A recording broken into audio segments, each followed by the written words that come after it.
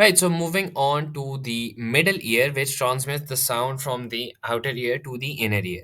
अब आपके पास तीन बोन्स होती हैं called the hammer, anvil and stirrup, और इनका फंक्शन होता है to transmit the vibrations from the ear drum to the oval window.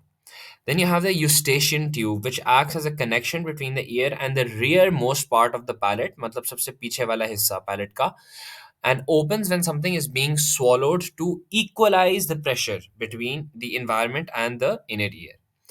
The window is the cover that covers the entrance of the cochlea and sends waves of pressure to the cochlea when it interacts with the sound wave.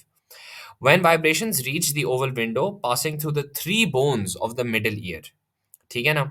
The oval window has a smaller surface area as compared to the large surface area of the eardrum.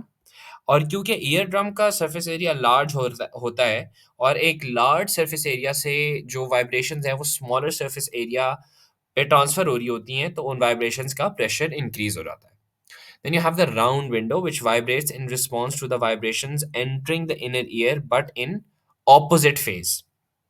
This इसकी वजह से जो cochlea है उसके अंदर जो fluid होता है वो मूव करता है, एंड दैट प्लेज अ की